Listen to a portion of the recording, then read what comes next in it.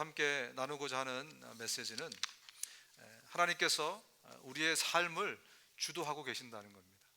하나님께서 우리의 구원을 주도하셨고, 그리고 우리의 삶도 주님이 주도하신 가운데 우리의 삶이 지금 굴러가고 있다. 이것을 저와 여러분과 함께 좀 나누기 원합니다. 오늘 13절을 제가 다시 한번 읽어드리면, 그가 우리를 흑암의 권세에서 건져내사 그의 사랑의 아들의 나라로 옮기셨으니, 이렇게 오늘 본문이 시작합니다. 오늘 바울이 이 골로새 교회 교인들에게 구원에 대해서 설명을 하면서 우리가 주의해서 볼 것은 우리를 건져냈다, 이렇게 표현합니다. 건져냈다. 이걸 원어로 보면 루오마이라는 단어입니다. 루오마이, 낚아챘다라는 의미예요. 그냥 구원을 우리에게 주셨다라고 표현해도 되는데, 이 구원을 이야기하면서 우리를 어둠의 세력 가운데서 낚아챘다, 이렇게 표현을 하고 있습니다. 뭐를 강조하는 겁니까? 구원의 주도자가 바로 하나님이시다. 우리 인간의 노력과 인간의 애씀으로 우리가 구원을 얻은 것이 아니고, 하나님이 어둠의 세력 가운데서 우리를 이렇게 낚아챈 거예요. 누가 주도하셨다고요? 하나님이 주도하시는 것입니다. 그러니까 우리 성가대도 찬양을 했지 않습니까? 우리가 죄짓고 정말 방황하고 있을 때 우리를 부르신 것이 누굽니까? 하나님이 우리를 부르신 거죠. 그죠? 아담과 하와가 죄짓고 숨었을 때, 그래서 두려움과 절망 가운데 있었을 때 그 구원을 주도하신 분은 하나님이십니다. 하나님이 낚아채셨다, 이렇게 표현을 하고 있습니다. 누가 주도했느냐가 왜 이렇게 중요한가? 우리의 구원을 누가 주도했느냐, 이것이 왜 이렇게 중요한가? 왜냐하면 구원뿐만이 아니라 구원 이후의 삶에도 굉장한 영향을 미치기 때문에 그래요. 하나님이 구원을 주도하셨다면 구원 이후의 삶도 하나님이 주도하실 것이기 때문에 그렇습니다. 여러분들이 아주 친한 사람들이 많이 계실 텐데, 그 사람들을 여러분이 초청합니다. 집으로. 그분들이 그냥 자기 발로 온 게 아니라 그 사람들을 내가 초청했어요. 그러면 초청한 다음에 아무리 친해도 계속해서 내가 그분들을 서브하고 대접하고 처우하는, 그런 주도하는 것은 제가 계속해야 됩니다. 그렇죠? 그냥 친한 사람이 자기 발로 야, 오늘 니네 집에 놀러 가도 돼? 그래서 왔어요. 그러면 우리의 태도와 마음이 달라지죠. 저기 냉장고 뭐 있는 거 알지? 선반에 라면도 있어. 잘 끓여 먹고, 난 좀 바쁘니까. 아마 우리가 그렇게 될 겁니다. 하나님이 우리의 구원을 주도하셨다면 구원받은 이후의 삶도 하나님이 주도하실 것입니다. 하나님이 우리의 영생을, 우리에게 영원한 생명을 주시는 것을 주도하셨다면 이 땅에 남아있는 우리의 육신의 삶도 하나님이 주도해 가실 것이다. 바로 그 메시지를 오늘 이 본문이 담고 있는 것입니다. 하나님이 어둠의 세력에서 낚아채서 구해주신 사람들을 은혜 받은 사람들이다, 이렇게 부릅니다. 하나님이 우리를 구해주셔서 우리 모두는 은혜 받은 사람들입니다. 저와 여러분들은 모두 그래서 은혜 받은 사람들이다, 이렇게 부릅니다. 그런데 이 은혜 받은 사람들의 삶에는요, 큰 특징이 있습니다. 어떤 특징이 있냐면 바로 이 은혜 때문에 우리의 과거도 현재도 우리의 미래도 완전히 달라진다는 것입니다. 게임 플랜이 완전히 달라진다는 것. 특별히 우리의 과거마저도, 과거는 이미 지난 거 아니겠습니까? 그런데 하나님의 그 은혜 때문에 우리의 과거에도 재창조가 일어난다는 거예요. 우리의 오늘과 우리의 미래뿐만이 아니라 우리의 과거에, 우리의 실수, 우리의 잘못, 우리의 과거의 모든 것에도 하나님의 은혜 때문에 재창조가 이 안에서 일어나는 그런 놀라운 기적을 은혜 받은 사람들만이 경험하게 된다는 말씀입니다. 고린도후서 5장 17절을 보면 여러분 잘 아시는 말씀인데 한번 읽어볼까요? 고린도후서 5장 17절입니다. 시작. 그런즉 누구든지 그리스도 안에 있으면 새로운 피조물이라, 이전 것은 지나갔으니 보라 새 것이 되었도다. 저는 어릴 때부터 이 구절을 읽으면서 앞 구절은 좀 이해가 됐어요. 그래, 누구든지 그리스도 안에 있으면 새로운 피조물이 되는 거야. 근데 이 뒷구절이 잘 이해가 안 갔어요. 이전 것은, 과거는 지나갔는데 과거가 새 것이 되었다는 거예요. 여러분 이제는 이해가 되십니까? 이제는 이해가 되십니까? 뭐 때문에? 하나님의 은혜 때문에 우리의 과거도 이제 완전히 새로운 것이 되었다. 여러분, 이게 무슨 얘기냐면 어느 날 왕이 왕비를 구하려고 백마를 타고 전국 방방곡곡을 돌아다니고 있었습니다. 그때 아주 저 산골 마을에 갔는데 마침 거기 여러분이 계신 거예요. 여러분이 거기 있었습니다. 왕이 여러분을 보더니 첫눈에 여러분의 미모에 반했어요. 그래서 여러분을 초청해서 왕궁으로 모시고 갑니다. 그리고 그날 성운을 입었어요. 사극을 잘 보시는 분들은 성운이 무슨 의미인지 아시겠죠? 그날 성운을 입었습니다. 그러면 여러분의 삶에 어떤 변화가 생겨나겠습니까? 여러분의 과거는 물론이고 여러분의 현재, 여러분의 미래 모든 것이 다 변하게 됩니다. 뭐 때문에? 바로 그 성운 때문에. 여러분이 태어나고 자란 그 쓰러져가는 초가집이 이제는 뭐가 되는 거죠? 왕비를 탄생시킨 생가가 되는 거예요. 그래서 편말이 붙습니다. 누구누구의 생가. 이제는 거기 들어가려면 돈 내고 들어가야 돼요. 그죠?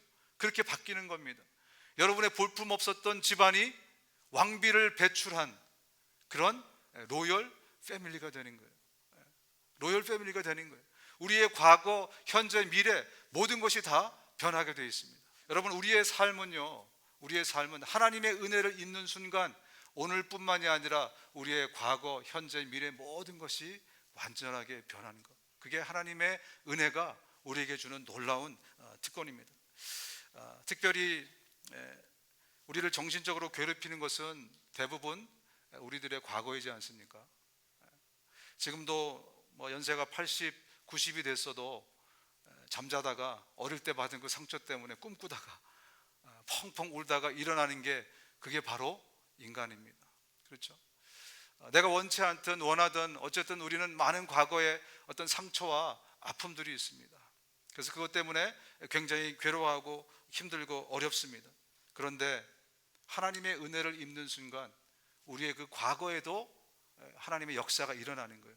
그래서 그것이 재창조되면서 그때 그것은 오늘날 나를 만들기 위한 자양분이었구나. 그것은 오늘을 위한 준비였구나. 이렇게 우리의 과거가 완전히 뒤바뀌는 그런 놀라운 일이 일어나게 됩니다. 이제 우리의 과거의 상처는 앞으로 내가 주를 위해서 무언가를 할 수 있는 그런 도구로 탈바꿈을 하게 돼요. 내 과거의 아픔들이 이제는 내 무기가 되는 겁니다. 어쩌면 내 인생의 브랜드가 될 수도 있어요. 구약에 좋지 않은 과거를 가진 사람 중에 한 사람이 바로 이 야곱이라는 사람입니다.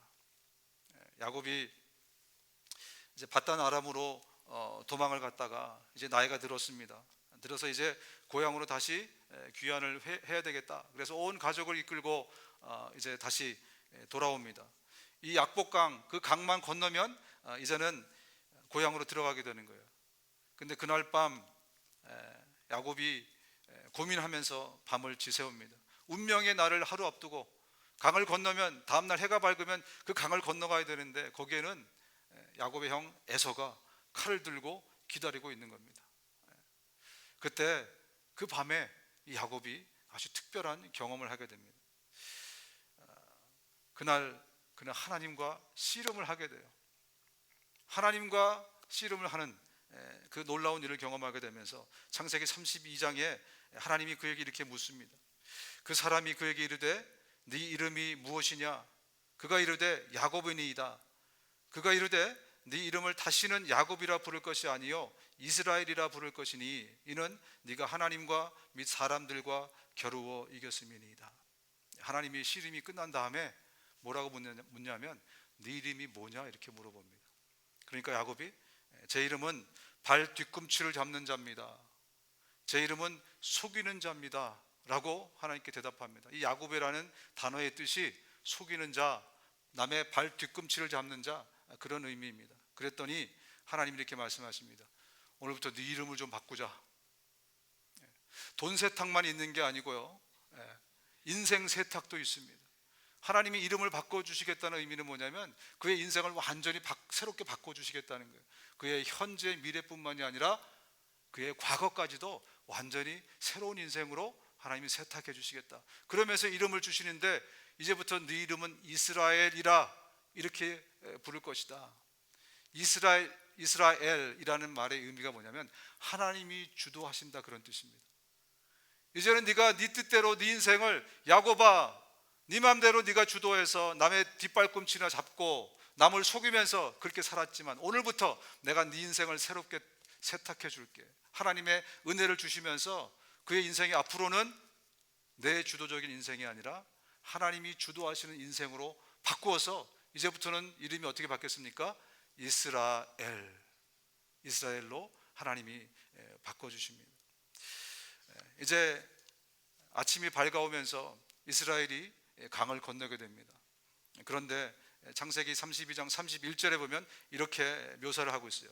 그가 분이엘을 지날 때에 해가 돋았고 그의 허벅다리로 말미암아 절었더라.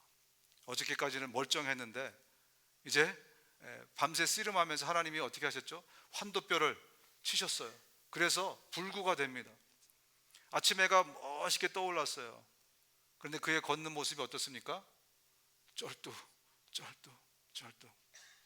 그런데 그의 가슴에는 환희가 있습니다. 더 이상 두려움이 아니라 뭐죠? 하나님이 주도하시는 인생으로 변했기 때문에 이제 그 가슴에는 환희가 있는 거예요. 만약에 어제 하나님의 은혜를 입지 않았다면 오늘 어떤 모습이었겠습니까? 해가 완전하게 찬란하게 비치는데 아마 칼을 들고 당당하게 야곱의 모습으로 걸어갔을지 모르겠어요. 그러나 그의 가슴에는 여전히 두려움과 공포가 있었을 것입니다. 그렇죠? 여러분, 어떤 그림을 원하십니까? 야곱이 되기를 원하세요? 아니면 사람들 보기에 좀 형편없이 보여도, 초라하게 보여도 이스라엘로 살기를 원하십니까? 저와 여러분 모두가 이제는 하나님이 주도하시는 이스라엘의 인생이 되실 수 있기를 주님의 이름으로 축원합니다. 하나님께서 주도하시는 인생은 과거의 우리의 삶과 오늘의 삶과 우리의 미래의 모든 것을 다 바꿔놓는 그런 은혜의 삶입니다. 그래서 우리가 잊지 말아야 될 것은요, 이제 저와 여러분들의 삶 가운데서 하나님을 우리 인생에 계산해 놓고 살아가는 것을 잊지 말으셔야 됩니다.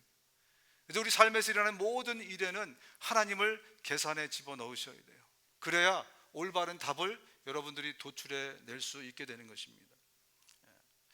여러분, 우리는 나라를 바꾼 사람들입니다. 그죠? 이민 와서 나라가 바뀌었어요. 여러분이 주도적으로 나라를 바꾸셨습니까? 아니면 누군가에 의해서 나라가 바뀌었습니까? 아마 우리 1세들은 내가 좀 잘 살고 싶어서 내가 나라를 바꿨습니다 이렇게 얘기할지 모르겠어요. 1.5세들이나 2세들은 부모들이 나라를 바꿨기 때문에 할 수 없이 나라가 바뀐 케이스들이 많죠. 그러나 둘 다 틀렸습니다. 나라를 바꾼 것은 바로 우리 하나님이십니다. 은혜 입은 자의 삶의 모든 것은 하나님을 집어넣고 계산해야 올바른 답이 나올 수 있습니다. 우리의 모든 삶에 은혜 받은 사람들의 삶에는 늘 주님이 함께 계시고 그분의 은혜 때문에 우리의 삶이 만들어지게 되어 있습니다. 그래서 바울이 이런 고백을 저와 여러분들에게 가르쳐 줍니다. 나 된 것은 하나님의 은혜로 된 것이니 오직 나와 함께 하신 하나님의 은혜로라. 우리의 삶의 모든 것들은 내 주도로 내가 해서 된 것 같지만 깨닫고 보면 모든 것이 다 하나님의 은혜로 만들어진 것입니다. 그래서 우리 그리스도인들은요, 우리 그리스도는 전부 다 죽을 때 어떤 고백을 공통적으로 하냐면 다 하나님이 하셨구나. 우리가 하나님 앞에 서기 전에 우리의 인생을 돌아보면서 우리 모두의 공통된 고백은 이 모든 것을 다 하나님이 하셨구나. 이 모든 고백을 우리가 하게 되어 있습니다. 성경에도 이민자의 삶들이 많이 나오는데 그 대표적인 사람 중에 하나가 요셉이라는 사람입니다. 그렇죠? 요셉은 태어나면서 하나님이 특별한 꿈을 꾸게 하셨어요. 그래서 그는 그 특별한 꿈을 꾼 다음에 그것을 가슴에 품고 자기의 비전으로 삼았어요. 그래서 형제들에게도 그것을 자랑했고 또 부모에게도 얘기했습니다. 근데 부모는 듣고 그것을 굉장히 특별하게 여겨서 이 아이를, 요셉을 굉장히 특별하게 대했어요. 근데 나머지 형제들은 질투하기 시작합니다. 그러면서 급기야는 이 요셉을 팔아서 이집트의 인신매매로 넘겨버립니다. 여러분, 얼마나 분하고 억울한 삶입니까?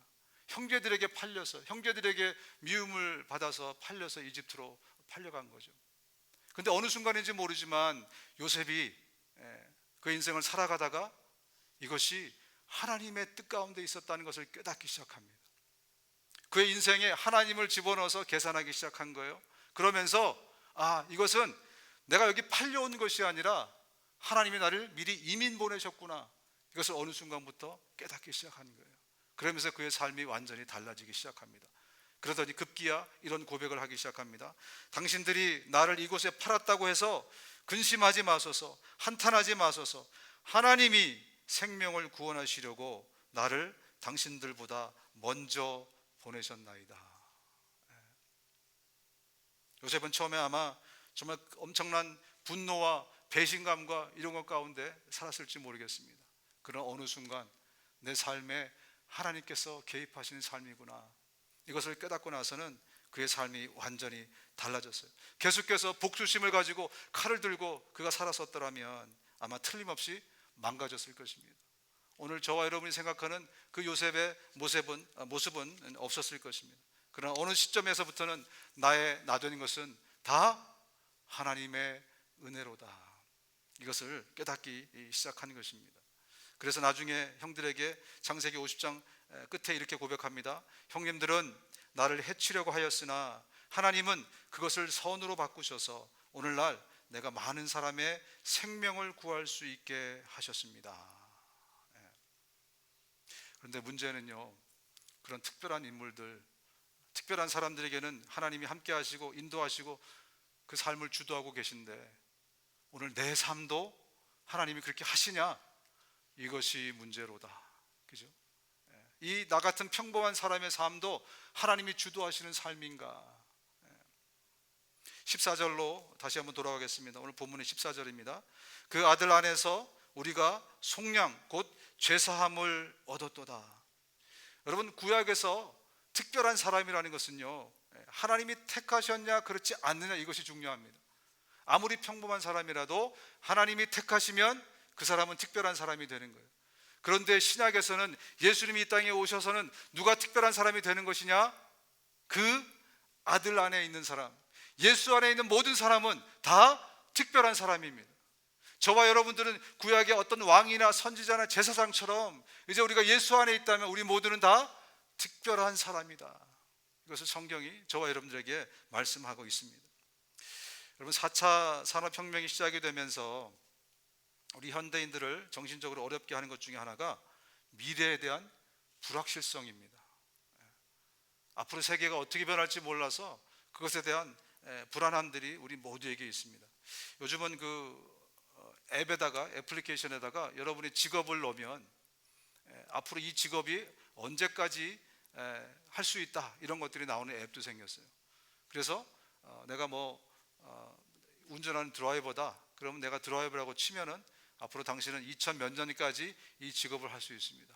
세상이 새롭게 변해가고 있습니다. 요즘 대부분 팔고 있는 좀 고가품의 전자제품에는 사물 인터넷이라는 것이 붙어서 나와요. 이제 에어컨이나 냉장고 이런 것에는 사물 인터넷이라는 것이 붙어서 나옵니다. 그래서 이제 여러분들이 주인님이 집에 가기 전에 인공위성이 우리 주인님이 집에 도착하기 몇 분 전입니다, 이것을 이제 알려주죠. 그러면 집에서 히터가 돌아가기 시작해요. 여러분이 딱 들어올 때 좀 따뜻하게 미리 해놓는 거죠. 그리고 욕조에 물이 나오기 시작합니다. 그래서 내가 딱 들어갔을 때 그 시간에 맞춰서, 그리고 재미있는 것은 그 온도도요, 평소에 내가 어떻게 온도를 맞추냐 이것을 다 기억했다가 AI가 통계를 내가지고 우리 주인님은 밖에 날씨가 이러므로 들어오면은 이런 온도를 좋아할 것이다, 그 온도까지 맞춰지는 그런 세상이 되어버렸어요. 물론 여러분이 집에 올 때도 여러분이 운전해서 온 게 아니죠. AI가 운전해가지고 여러분의 파킹락까지 다 이렇게 안내를 해주는 그런 세상이 올 것이다. 제가 얼마 전에 그 라스베가스에서 하는 전자쇼에 한번 간 적이 있는데 세상이 앞으로 어떻게 돌아갈 것인가 저도 불안해서 한번 가본 적이 있습니다. 그때 제가 인상 깊게 봤던 건 뭐냐면 홀 키친이 세트가 돼가지고 이제 AI가 음식을 하는 겁니다. 그래서 제가 집에서 가기 전에 명령을 해놓으면 인공위성을 타고 그게 AI한테 전달이 돼가지고 계란 후라이를 해놔요. 로봇이 손이 나와가지고 계란 후라이를 딱 해놓고 저를 기다리는, 그것을 제가 본 적이 있습니다. 우리가 스마트폰이 나올 때도 얼마나 두려운 마음이 있었습니까? 그죠? 폴더폰을 쓰다가 스마트폰이 나오니까 더 좋을 줄 알았는데 우리 마음에는 불안하고 근심이 생겼습니다. 앞으로 어떻게 해야 되는가? 요즘은 이 코로나 바이러스, 이것 때문에 우리의 불안감이 더 가중이 됐어요. 이게 중국만의 또 한국만의 문제가 아니라 전 세계적인 문제가 됐고, 이거는 무슨 건강의 문제만인 줄 알았더니 이제는 경제적인 문제까지 번지고 있습니다. 한인타운에 가면 요즘 손님이 없대요. 중국 사람들이 다 끊겨가지고. 그리고 그 많던 백인들도 뭐 옮을까봐 이제는 한인타운이 굉장히 썰렁해지기 시작했다는 겁니다. 누가 저렇게 기침만 하면은 이거 어떻게 되는 거지? 예? 우리 마음 가운데 이런 막 불안함들이, 물 좀 갖다 드리세요. 불안함들이 막 생겨나기 시작합니다. 그래서 당장 답을 얻지 못하면 답답해요. 그리고 시간이 자꾸 지나가면, 시간이 더 걸리면 불안하고 두렵고 이런 것들이 자꾸 우리 마음 가운데 생깁니다. 그래서 우리는 자판기 같은 그런 삶을 동경하기 시작합니다. 동전만 넣으면 결과가 바로바로 나오는 거예요.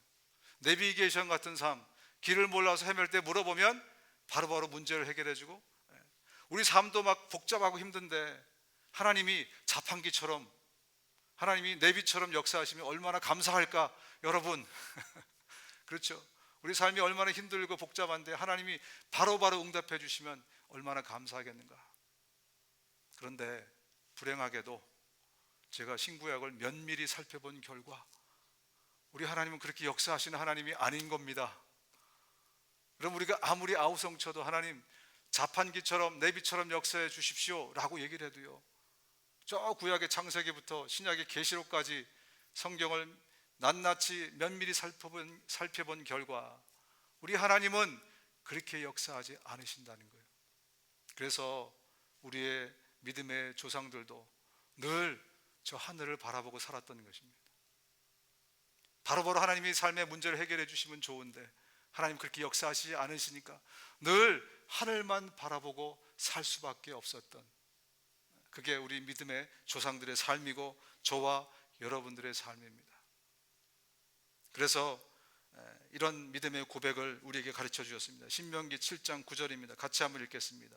시작.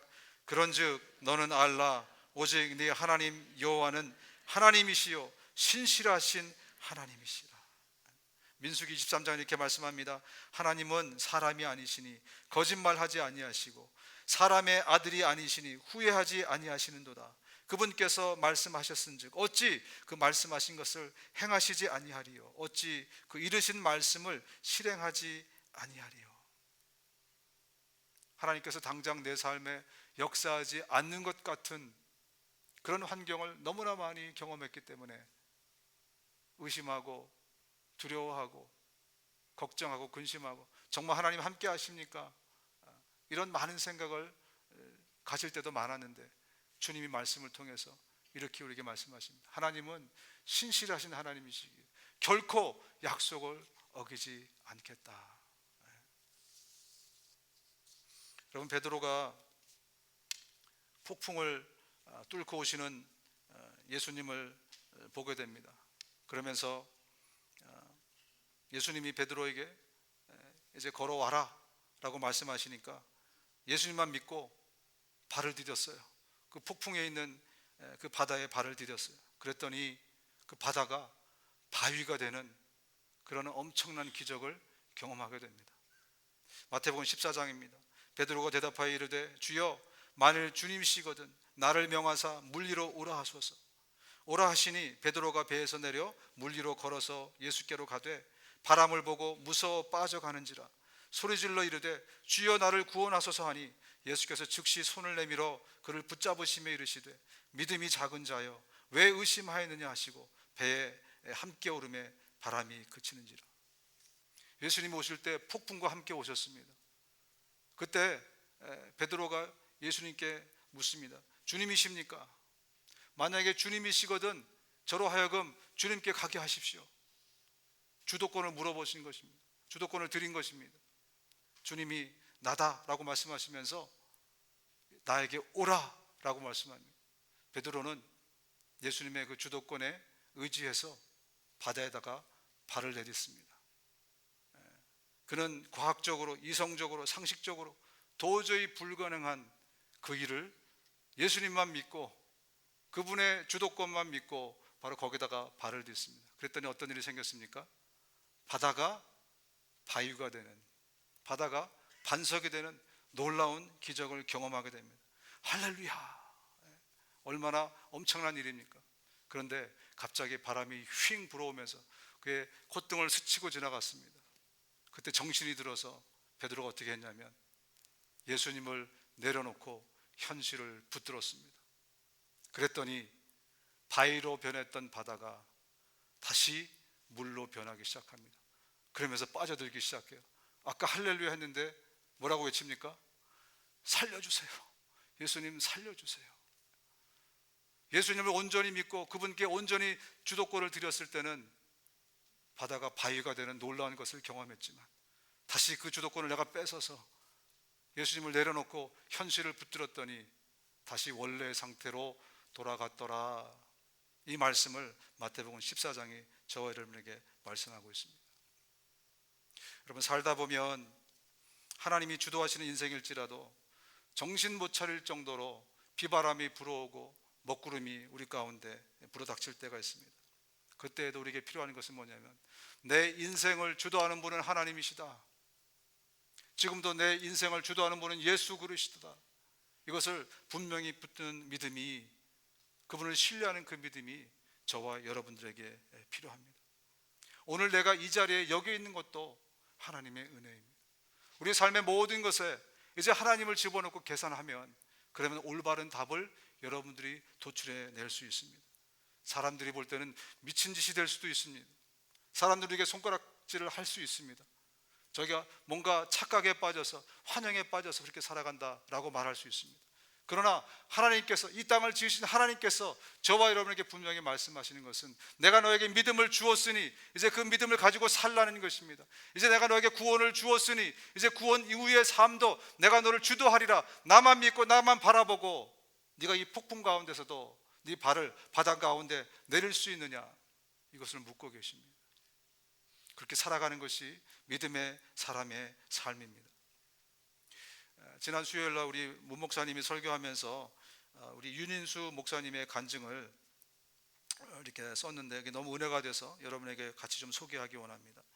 이 윤인수 목사님이라는 분은 고향이 평양인데 6.25 때 아버지가 목사였는데 이 공산당에게 아버지가 살해당했습니다. 그리고 자신도 어린 나이에 고문을 받다가 눈이 멀게 됩니다. 그래서 이제 전쟁이 끝난 다음에 아버지는 돌아가시고 어머니를 모시고 이제 이남으로 피난을 왔습니다. 근데 어머니가 중병에 걸리게 돼요.